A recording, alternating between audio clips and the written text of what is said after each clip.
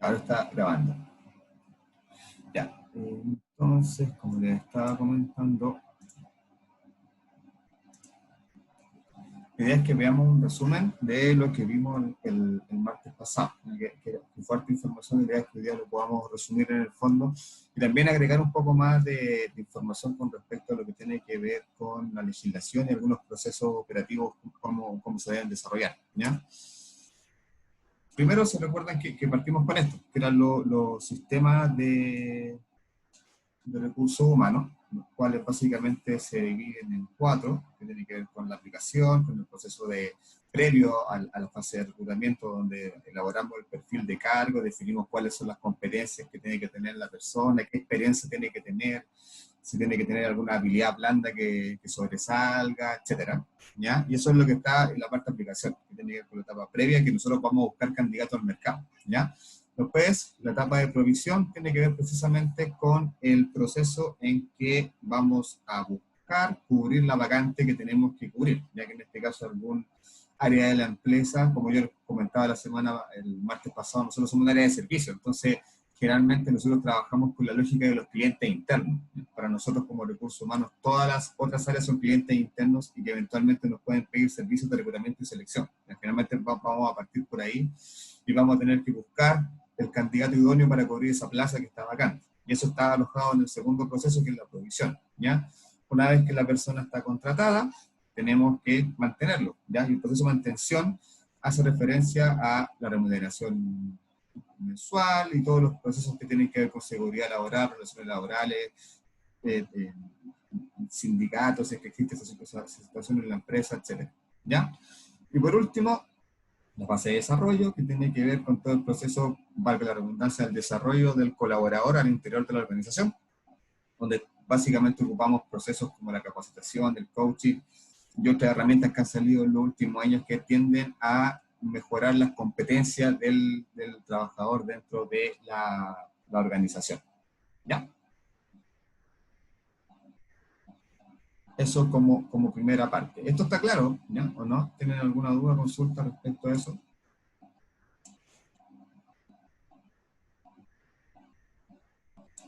Ok, hacemos la siguiente lámina.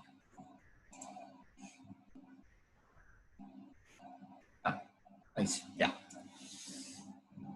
¿Se recuerdan que hablamos respecto del contrato de trabajo, ¿cierto? Y que también salió el tema de cuáles eran los tipos de contrato de trabajo. Entonces, para nuevamente dar una vuelta a lo que es el contrato de trabajo, es un acuerdo entre un trabajador que se compromete a prestar un servicio bajo la dependencia de un empleador a cambio de una remuneración. ¿Vale? Recuerden que el martes pasado también, y como está en el material que está en el aula virtual, estaban los contenidos mínimos. ¿Se acuerdan que revisamos que tenían que estar individualizadas las partes, la renta tenía que estar establecida, el domicilio donde se iba a trabajar, la fecha de inicio, la fecha de término? Esas cosas son súper importantes que manejen, porque cualquier contrato tiene que tener cierta información básica, que es la que vimos el martes pasado. ¿Vale? En que en el caso de Chile, cuando una persona se vincula a una empresa en calidad de trabajador, es necesario suscribir este contrato con esta. Y existen 3 tipos de contratos que generalmente son los más utilizados, ¿ya? El contrato a plazo fijo, como lo vimos, generalmente es el contrato que la empresa establece de manera inicial con el trabajador, a modo de prueba, por decirlo de alguna forma, donde el contrato en sí tiene una fecha de término, la cual es conocida por ambas partes, y que se puede renovar solo una vez, ¿ya? No se puede renovar más de segunda vez, y que puede tener al trabajador bajo esta condición solamente durante un año, ¿ya? No puede extender ese periodo un contrato a plazo fijo. Ahora, por lo general, las organizaciones hacen un contrato de 3 meses, lo vuelven a renovar por 3 meses, y después evalúan si el trabajador sigue en la empresa y pasa a contrato indefinido o no continúa en la empresa, ¿ya? Lo cual igual tiene que notificarse previamente al trabajador si es que no se le va a notificar, si es que no se le va a renovar su contrato o va a pasar a indefinido, ¿ya? El contrato a plazo indefinido, como bien dice su nombre, no tiene un fin, ¿ya?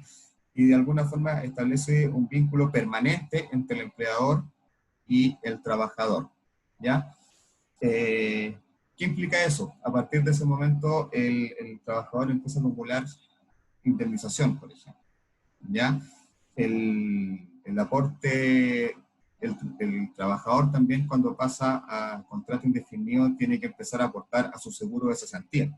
Dado que mientras está a plazo fijo, el único que aporta al seguro de cesantía es el empleador. ¿Ya? Cuando el trabajador pasa a ser contratado ya de manera indefinida, también él tiene que empezar a aportar el 0,6% de su renta base al fondo de cesantía, a su fondo de cesantía. ¿Ya? Estos son algunos cambios que se producen cuando la persona pasa a contrato indefinido. ¿Ya? Por eso pasa a veces que cuando la persona pasa de plazo fijo indefinido, baja un poquito su renta y tiene que ver con este descuento del AFC o seguro de cesantía.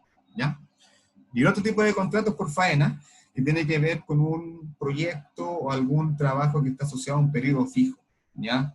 Y el cual vincula a la persona con el empleador mientras esté en ejecución ese trabajo, ¿ya? A diferencia del plazo fijo, el plazo fijo siempre tiene una fecha. El de faena no tiene una fecha indefinida, sino que la cláusula, en el fondo, la cláusula de término de contrato estipula que la relación va a terminar cuando termine el proyecto, ¿ya? Eso. Y también hay otro tipo de contratos que se rige bajo otra ley, que es la ley de servicios temporales, que son estos contratos que utilizan las empresas que trabajan bajo servicios transitorios y contratan a personas por periodos cortos, ya que tienen cierta regulación, y que lo vamos a ver más adelante porque tiene, como les digo, si viene un contrato de trabajo se rige por una ley que es distinta, que es la ley 20.123 de servicios transitorios y subcontratos. ¿Ya? Entonces, básicamente, el contrato es un documento que formaliza el vínculo laboral entre el empleador y el trabajador y puede tener estas tres formas: plazo fijo, plazo definido y por faena. ¿Ya? Ok. Y esto no lo vimos el martes pasado y la idea es que lo abordemos un poco ahora. ¿Cuáles son las causales legales de término del contrato? ¿Ya? Principalmente, de acuerdo al Código del Trabajo, hay tres causales, que en este caso son tres artículos, los cuales generalmente se aplican para poner término a la relación laboral entre el trabajador y la empresa. ¿Ya?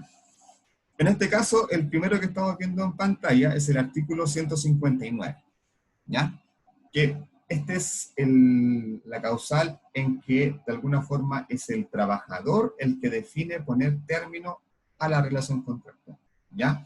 Y cada artículo tiene varias cláusulas, ¿ya? Dependiendo de la causal que origine el término de la relación laboral, ¿ya? Entonces, en este caso, el artículo 159 tiene 6 cláusulas, ¿ya? Las que más se ocupan generalmente son las dos primeras, ¿ya? Uno, acuerdo entre las partes de ponerle término. ¿Qué quiere decir esto? Yo me quiero ir de la empresa, pero quizás llevo harto tiempo y tengo una indemnización ahí acumulada y no la quiero perder. Entonces voy donde mi empleador y le digo, negociemos, ¿ya? Entonces generalmente este acuerdo, cuando tanto el trabajador como la empresa lleguen a un acuerdo, que por lo general el acuerdo es pagar la mitad de lo que le debería corresponder al trabajador, es como, no como que esté escrito por ley, sino que es como algo tácito que se da en las negociaciones. Siempre cuando se llega a un mutuo acuerdo entre las partes, generalmente se negocia por la mitad de la indemnización que uno tiene acumulada, ¿ya? Entonces, cuando se llega a este acuerdo, el finiquito tiene que ir con esta cláusula, artículo 159, número 1, ¿ya? Y el otro, el artículo 159, número 2, es cuando el trabajador decide renunciar a la empresa. De manera voluntaria, el trabajador presenta su renuncia a la empresa, ¿ya?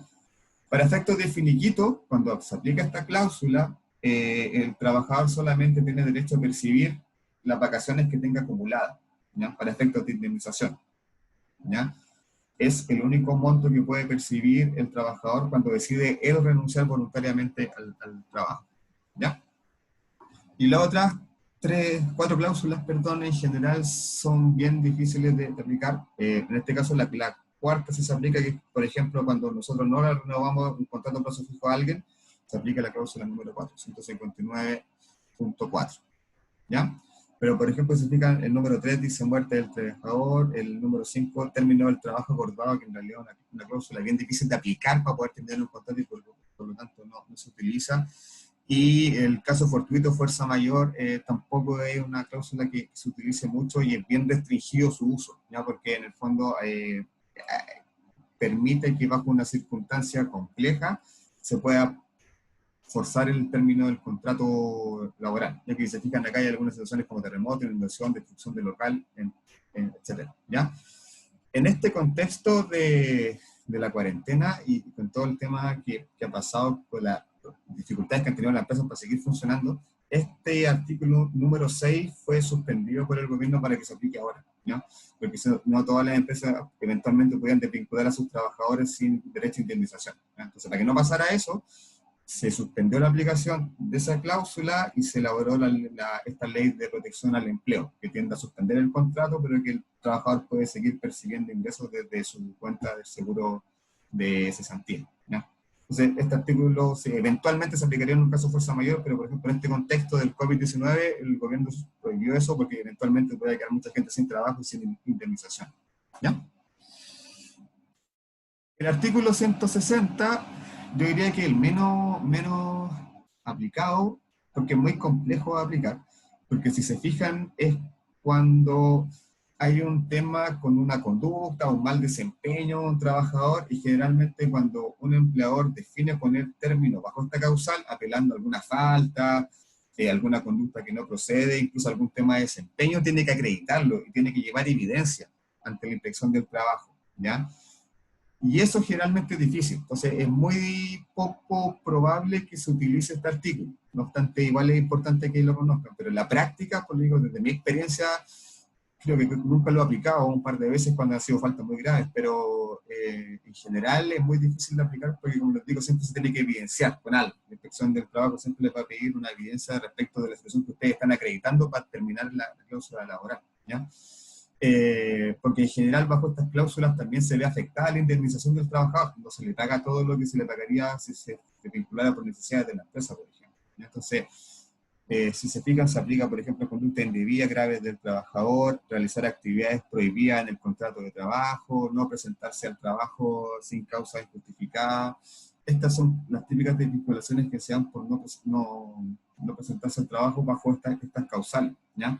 Pero independiente de que el trabajador a veces pueda registrar su asistencia en un libro, con su huella, etcétera, la inspección de trabajo pide muchos documentos para poder proceder con esta cláusula, por ejemplo, ¿ya? Abandono del trabajo, acto de omisión e imprudencia, etc., ¿ya? En general, el artículo 160, perdón, engloba todas las causales que por alguna falta del trabajador se deba poner término al contrato de trabajo, ¿ya? Y el artículo 161, el que lejos más se utiliza, y que es por necesidades de la empresa, establecimiento o servicio, ¿ya? ¿Qué implica este artículo? Que es la empresa que por motivos internos, necesidades de la empresa, como dice acá, define poner término al contrato del trabajador. Y como es la empresa la que pone término al contrato del trabajador, tiene que pagar todas las obligaciones que impone la ley en este caso, ¿ya? De aquí es donde el trabajador sale con una mayor cantidad de dinero, porque por una parte se le tiene que pagar una indemnización por años de servicio, ¿ya? Que es por cada año un sueldo, ¿ya? Para contar del segundo año, por ejemplo, cuando el trabajador cumple un año 6 meses, inmediatamente se cuenta como 2 años, así sucesivamente, ¿ya?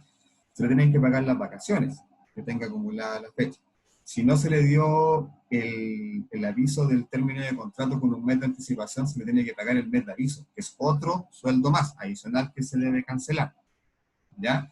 Y todos los temas pendientes que eventualmente tenga el empleador con el trabajador, ¿ya? Entonces, aquí en esta cláusula, cuando se paga el finiquito, digamos, se deben pagar una serie de conceptos que generalmente engloban todos los derechos que el trabajador tiene, que acumuló mientras estuvo con la relación o el contrato vigente con la empresa, ¿ya?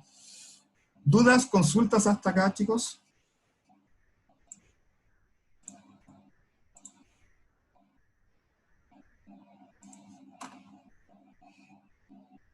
¿Vamos bien? Sí. Sí, profe. Perfecto, ya. Sí, profe.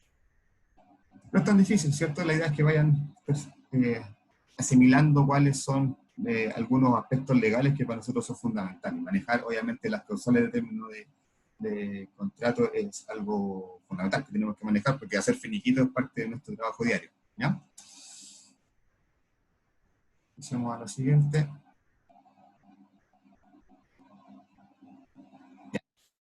Con respecto a la ley 16.000, perdón, 744, que es la ley que engloba todos los requerimientos que tiene la empresa respecto de velar por la seguridad física y psicosocial de sus trabajadores, y que tiene que ver con parte de la tarea que ustedes tienen que presentar esta semana respecto, que tienen que describirnos cuáles son los derechos y deberes tanto del empleador como del trabajador en la aplicación, y que esta ley en el fondo sea efectiva dentro de la empresa o dentro de la organización, ¿ya? Porque hay deberes y derechos por ambas partes, tanto del empleador como del trabajador también, ¿ya? Entonces la idea es que nos puedan explicar en este trabajo bajo el alero de la ley cuáles son las obligaciones de cada parte, en este caso, para poder velar por la seguridad de la empresa, ¿ya? Eso está más o menos claro, y la idea es que ustedes puedan investigar eh,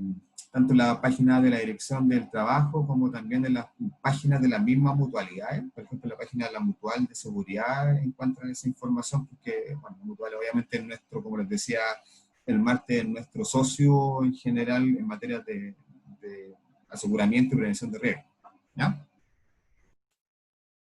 Vimos lo que eran compensación y remuneraciones, que ya lo dejamos definido, que es un concepto que todos manejamos, que básicamente la remuneración es la retribución económica directa que recibe un trabajador por sus servicios personales prestados a una empresa, ¿ya? Esa es la definición del libro, pero ahora yo creo que hagamos un ejercicio práctico respecto de cómo se calcula una liquidación de sueldo. Están viendo mi pantalla, un Excel, ¿cierto? Sí, profesor. Perfecto. Recuerdan que esto mismo que está acá, la semana pasada lo vimos, pero en el fondo su definición, que correspondía, ¿ya?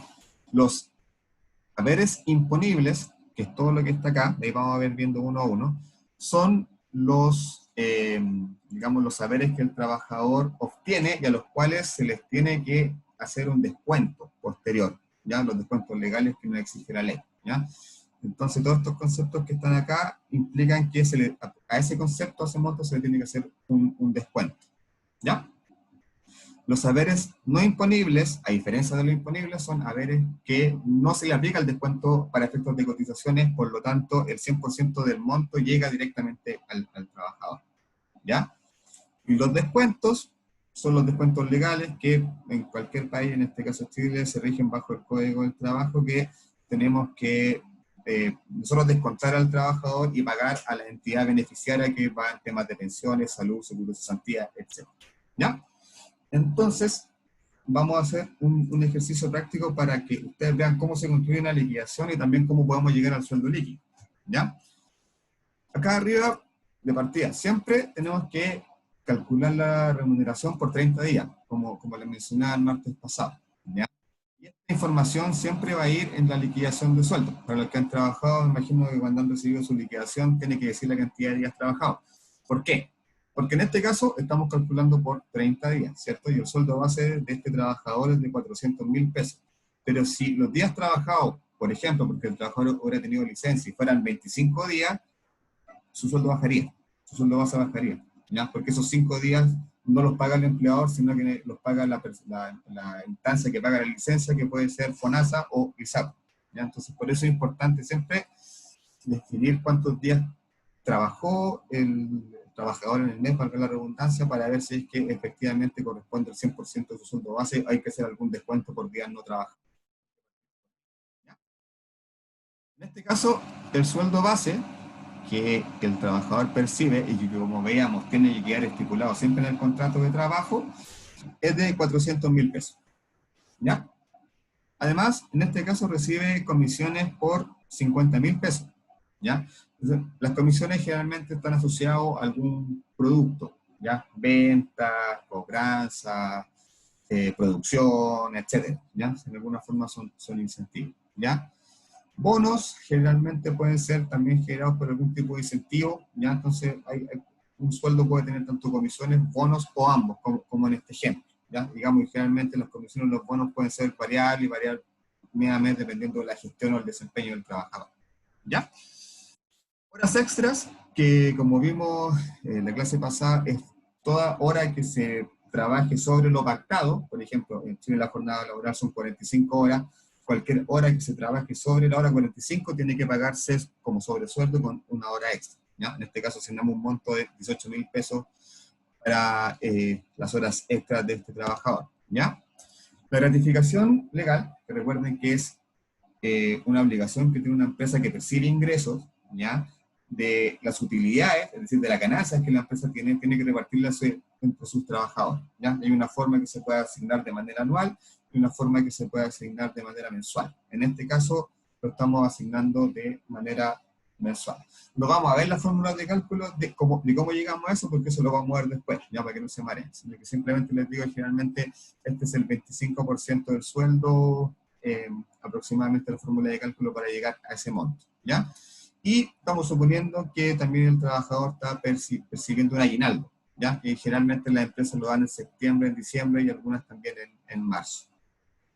Todos estos conceptos constituyen el total de haberes imponibles del trabajador, que en este caso suman 667.146, ¿ya?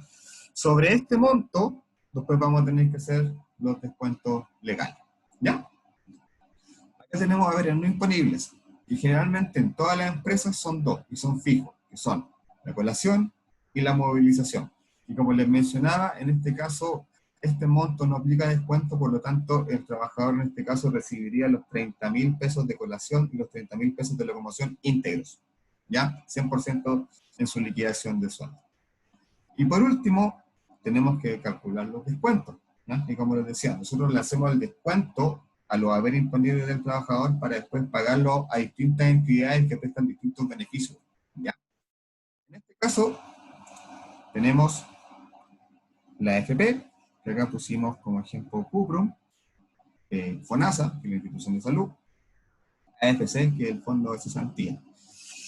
Y, bueno, un préstamo en la caja de compensación, que es un tema que por lo general, cuando ustedes empiezan a trabajar, se van a dar cuenta de que una gran cantidad de trabajadores tiene préstamos por las cajas de compensación y se llevan una parte importante del sueldo en algunos casos. Yo almuerzo nomás.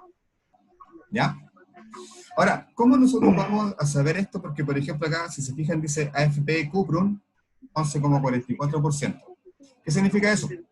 Que para yo calcular el porcentaje de cotización, tengo que calcular el 11,44% del total de haber disponible, ¿cierto? Si se fijan, ahí está la fórmula. Entonces, lo que yo hago en el fondo es calcular cuánto es el 11,44% de 667 y son 76.322. ¿Ya? Y así se llega al cálculo. Para FONASA es lo mismo. FONASA se tiene que descontar el 7% del sueldo del trabajador. Entonces aquí yo descuento el 7% del total de haber imponible, ¿ya? En la AFC, el seguro de cesantía es lo mismo, ¿ya? Es el 0,6% del total de haber imponible. Bueno, y los préstamos de la compensación, la cuota que el trabajador acuerda con la caja, ¿ya? ¿Cómo nosotros sabemos esto? Siempre que nosotros vamos a pagar los sueldos, tenemos que ir donde nuestro amigo Previred, ¿ya? ¿Por qué? Porque primero, siempre nos va a dar los indicadores previsionales. Entonces, generalmente nosotros cuando vamos a pagar los sueldos tenemos que verificar si es que ha cambiado algún porcentaje de cotización, etc. Entonces, vamos a ingresar a previred.com y vamos a pinchar acá donde dice indicadores previsionales. Acá nos va a dar la información, perdón, las cotizaciones, como dice acá, para pagar en julio, que son las remuneraciones de junio, o sea, las que se van a pagar ahora, a fin de mes, las que deberíamos pagar el 30 de junio, ¿ya? Aquí están algunos parámetros, ¿ya? Si se fijan, por ejemplo, acá están las cotizaciones de las AFP. Nosotros estábamos viendo Cuprum, ¿cierto? Que era 11,44, acá está el dato, y acá está la diferencia, ¿ya? En el fondo, dependiendo de la AFP que tenga el trabajador, nosotros tenemos que descontarle este porcentaje en su liquidación de sueldo, ¿ya? Acá también, bueno, van a encontrar una serie de otros valores que se van a ir familiarizando cuando vaya pasando el tiempo. Acá está, por ejemplo, la información de la renta mínima, que en este caso en Chile el sueldo mínimo actual son 320.500 pesos, ¿ya? ¿Qué otra información relevante? Acá está el tema, por ejemplo, de las asignaciones familiares, ¿ya? una persona, una mamá o un papá que tenga como cargas familiares e hijos, tiene que percibir también un beneficio que le entrega el Estado dependiendo de la renta que ellos tengan, ¿ya? Esto se lo digo como muy informativo porque no está en la materia hasta ahora, pero aprovechando que estamos acá, quizás bueno que vayan conociendo estos temas. Entonces, por ejemplo, una persona que tenga un hijo y que perciba una renta entre 0 y 336.055, recibe 13.155 pesos por carga familiar. O sea, si tiene 2 hijos, esto se multiplica por 2, ¿ya? Si el trabajador que tiene cargas tiene una renta entre 336.055 y 490, recibe 8.073 por hijo. Y así, en este otro tramo que es más alto, 2.500 por hijo. ¿Se dan cuenta que es inverso? Mientras menos renta percibe el trabajador, más alto el monto que se le entrega por asignación familiar, ¿ya? Profesor, ¿Sí? tengo una duda. Siempre he tenido la duda con esto de las asignaciones. ¿Estos montos se refieren a las rentas líquidas o a la renta bruta o imponible? No, siempre son la renta bruta imponible lo que se calcula para todos estos efectos. Ah, ya, ya, ya. Sí, sí, la renta líquida no. Siempre la Ya, renta, el total haber es imponible. ya, ¿Ya? ya, ok. Eso. Y bueno, las personas sobre 765, 550 no tienen derecho a este beneficio. ¿Ya? Y acá, por ejemplo, está lo del seguro de cesantía que les comentaba. ¿Pueden poner silencio, por favor, al micrófono? Cuando el trabajador está con un contrato a plazo fijo, solamente el empleador paga el seguro de cesantía. Se fijan, paga 3%. Pero cuando el trabajador pasa a contrato indefinido, esto se divide. El empleador paga un 2,4 y el trabajador tiene que empezar a pagar un 0,6 de su sueldo imponible, ¿ya?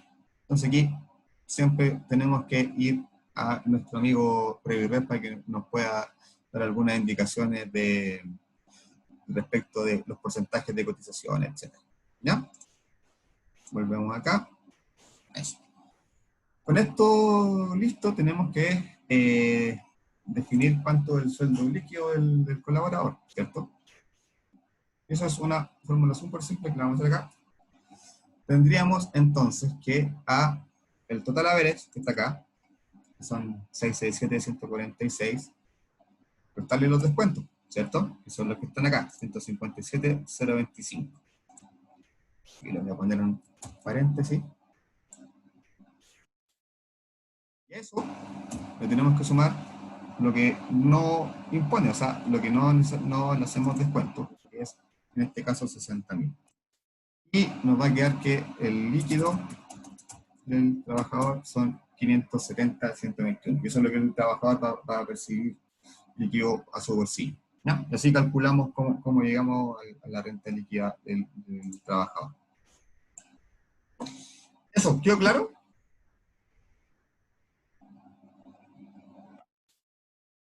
Sí, sí, profe. Por lo menos. Sí, profe. Esto es una introducción súper general porque después obviamente vamos a ir viendo al detalle, o sea, cómo calculamos las comisiones, cómo calculamos la hora extra, cómo calculamos la gratificación. Esos son otros cálculos que hay que empezar a conocer, pero eso ya lo vamos a ver más adelante. Eso, ya. Y por último, chicos, veamos la evaluación para ver si estamos claros. Yo, terminando la clase, les voy a mandar el link con la grabación y esta misma presentación también, ¿ya? Y le voy a agregar acá en donde vimos remuneración el cuadrito que acabamos de ver en Excel también para que lo tengan como referencia. Profe, ¿Sí? hay algunas preguntas en el chat con respecto al anterior. A lo anterior. Ya voy que yo acá no puedo ver el chat. ¿Profe? Voy a descompartir y ver el chat. Ya. El tope de la gratificación. El tope de la gratificación es 4,75. Guillermo. Sí, profe. Excelente. Ignacio Ocayo también está preguntando lo mismo. Exactamente, es 4,75 el tope de la gratificación. No me quería meter a ese detalle para que no los pudiera marear, digamos. Pero es 4,75 ingresos mínimos. ¿Ya? ¿Se acuerdan que había un pregrado que eran 320.000 y fracción? Entonces eso se divide por 4,75 y da como 1.300.000 algo, y eso después la empresa lo puede pagar en un bono anual, que la menos empresas lo hacen, o lo divide por 12 y lo paga todos los meses. ¿Quedó claro? Sí, profe. Ya. Con respecto al trabajo, voy a volver a presentar, a compartir la pantalla. Ya. Recuerden que son básicamente 3 tareas. Primero, un documento informativo que señale cuáles son las funciones del Departamento de Recursos Humanos. Recuerden que estamos en el contexto de un caso donde ustedes son un área de recursos humanos y el gerente general les pide que tiene que explicarle a los demás qué van a hacer ustedes, en el fondo, qué hace el Departamento de Recursos Humanos, y que fue un poco lo que está en la presentación, pero también fue harto de lo que conversamos la clase pasada, ¿ya? Y eso es un documento, son 3 documentos independientes, ¿ya? También para aclarar ese punto con algunos dos que habían hecho. Entonces, ustedes en el fondo tienen que subir 3 documentos al aula virtual. Uno, este informativo, que se sugiere una página, máximo 2, ¿ya? Otro documento informativo con temas de seguridad laboral, que el tema de los deberes y derechos de empleador, trabajador y el derecho a saber, ¿ya? Eso en un documento de máximo 3 páginas. Y por último, un tercer documento, que también máximo 3 páginas, que señale lo que acabamos de ver, qué es el sueldo imponible, qué es el sueldo líquido y cuáles son los descuentos legales, ¿ya? Recuerden que ustedes le están informando esto a personas que no van a manejar esto. Como ustedes como área de recursos humanos tienen que informar a las personas respecto de cómo se va a pagar su sueldo, en qué consiste el pago de su sueldo y cuáles son los temas de seguridad que el trabajador debe conocer. Entonces recuerden que tienen que darle esa lógica al documento que ustedes van a hacer. ¿Ok? ¿Dudas? ¿Consultas con respecto a esto? Buenas tardes, profesor. Hola, cuéntame. Necesito hacerle 2 consultas. En el trabajo usted hace mención al rubro de la empresa. ¿Sí? ¿Ya? Sí. En el trabajo hace mención acerca del rubro de la empresa. En el derecho a saber, ¿debemos especificar de acuerdo al rubro de la empresa? Al igual que los derechos y deberes. Excelente pregunta. Porque la charla DAS, ahora tiene otro nombre, no me acuerdo, pero el derecho a saber en el fondo es la obligación que tiene el empleador de informar los riesgos laborales al nuevo trabajador, ¿ya? Entonces, obviamente, en una empresa de oficina, como el contexto de nosotros, es distinto que trabajar en una obra, una empresa productiva, entonces Claro. tiene que darse en función del contexto de un trabajo de oficina. Muy buena pregunta y buen alcance, porque la idea es precisamente que lo enfocaran con respecto al contexto de la empresa. ¿Ya? Ya. Y la segunda consulta es, acá usted indica que en el informe 1 son 2 hojas, en el informe 2, 3, al igual que en el informe 3, 3 hojas. En esa cantidad de páginas, ¿uno debe incluir ahí la portada? No. ¿O eso no se considera para la cantidad de páginas que debemos presentar en el trabajo? Ya, no, claro, estaba puesto con ese orden pegado por la formalidad que se exige, pero como les comenté el martes, la idea es que solamente nos puedan entregar la información que le estamos dando en un formato informativo, ¿ya? No en un informe, porque si le fuéramos un informe sería con introducción, índice y todo. Entonces, claro, quedó eso ahí alojado, por eso ahora les presenté este nuevo formato para aclarar ese punto. Quedó eso ahí alojado porque el formato estándar de un informe, pero en este caso lo que le estamos pidiendo es que ustedes generen un documento informativo hacia los colaboradores, ¿ya? Ok. Ya puede ser, si quieren poner gráfico, algún smart art, flujo, etcétera, ideal, ¿ya? Profesor, una Okay, muchas consulta. gracias. Claudia. Profesor, sí, una consulta. Bueno, respecto a lo mismo que hablaba mi compañera, bueno, yo le envié un correo indicándole los nombres de nuestro grupo. Sí, ¿Ya? recibí varios, sí. Ya, entonces, respecto a lo mismo, igual en que, obviamente, la primera pregunta es, ¿a dónde ponemos los nombres de los integrantes? ¿En todos los informes o ¿O en uno solo? ¿Cómo es eso? ¿O se pone los integrantes? ¿Por cada informe se ponen los nombres de los integrantes? No, pasa lo siguiente, yo les pedí los nombres de los grupos para yo en el aula virtual configurarlo como grupo, ¿ya? Entonces, por ejemplo, si tú entregas por tu grupo, lo subes tú, va a quedar registrada la entrega para todo el grupo. Ah, no es necesario colocar los nombres en el informe. No, por eso yo les pedí los nombres de los grupos antes, cosa que yo, al momento que ustedes suban el trabajo, inmediatamente voy a saber qué grupo es porque está configurado así en el aula. ¿Ya? Ya, pues todavía no se configura, ¿cierto? No, todavía no lo he hecho. Yo creo que hoy día es jueves lo voy a hacer, creo que lo voy a hacer la tarde, sino mañana a primera hora. Ya, pero usted Profe. determina, profe, usted determina quién sube o puede ser cualquiera del grupo que suba. Da lo mismo. Uno del grupo ya. sube por todo. Entonces, les pido un poquito de paciencia y súbanlo mañana, quizás después de las 3. ¿Ya? Porque yo durante la mañana voy a hacer la configuración porque igual es un poco lento hacer eso. ¿Ya? Ya, por eso también la idea es que los grupos sean los definitivos para no estarlos cambiando después, porque igual es complicado. Ya.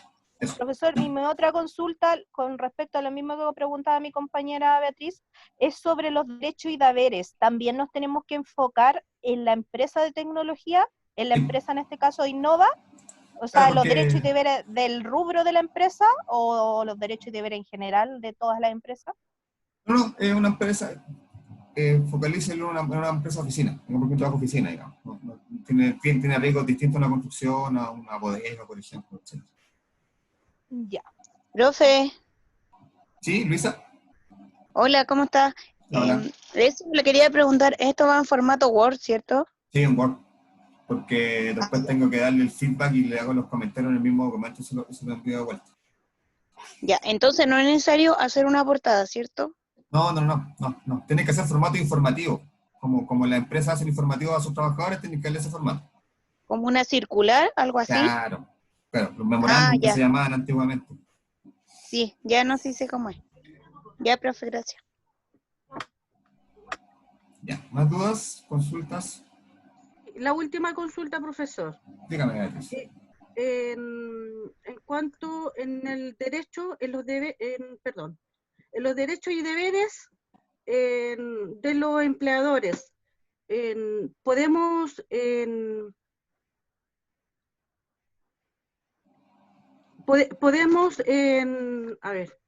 colocar, entrar en el ámbito de la legalidad y de las multas si no cumple con algún derecho o deber el empleador, o no es necesario. Sí, porque es una obligación, o sea, de esto pero de la parte de legalidad y multa, por no cumplimiento de esos deberes.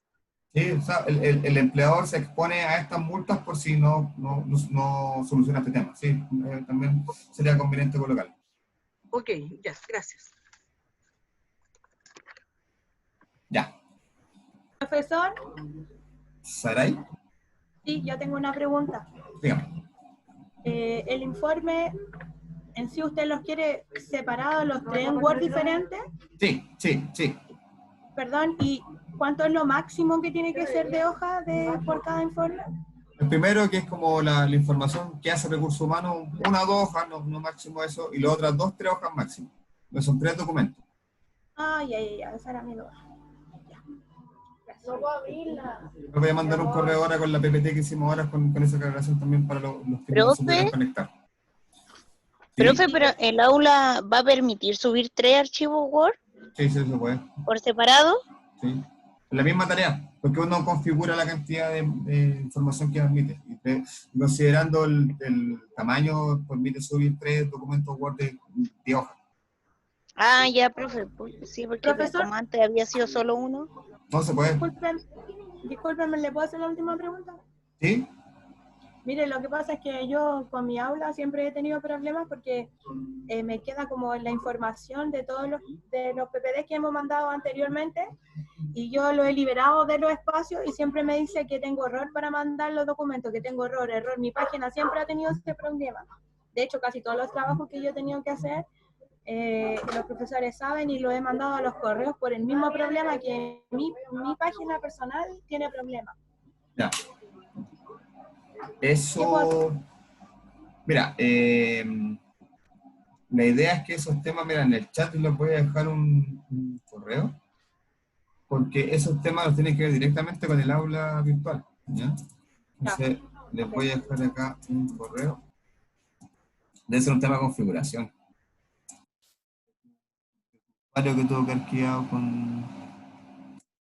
El correo que les dejé en el chat es donde ustedes pueden escribir si tienen cualquier tema para subir los trabajos, o no pueden ingresar a la aula virtual, ¿ya? Si no estuviera listo el tema de aquí al domingo, envíamelo por correo nomás, ¿ya? Para que quede igual la fecha de la entrega, ¿ya?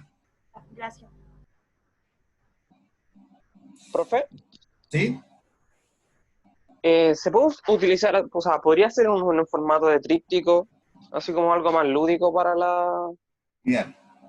Ideal. Si lo hacen, bueno, digamos, pues no es la exigencia, quizás sabiendo que no todos pueden manejar ese formato, pero si lo hacen ideal, pensando que la lógica es un informativo hacia los trabajadores, pues también les decía que Sí, no solo palabras, sino que después pueden ocupar cuadritos, dibujos, haciendo algo ahí pensando en cómo nos comunicamos con los colaboradores de la empresa, ¿ya? Así que sí, se puede ser obviamente en ese formato. vale, gracias.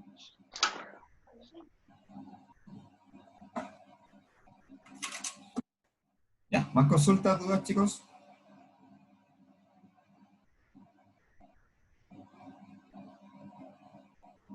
¿No? Ya, súper. Entonces, voy a, terminando la clase, les voy a enviar la grabación junto con la presentación y cualquier, como les digo, voy a configurar los grupos mañana en la mañana, entonces les pido después de las 3 mañana empiecen a subir los trabajos que van a estar configurados. Y cualquier cosa me escriben al correo. ¿Ya? Eso, chicos, buen fin de y nos vemos la próxima semana. Que estén bien. Chao, profe, Chao, cuídese. profe. Chao, Chao, profe. profe, que esté bien.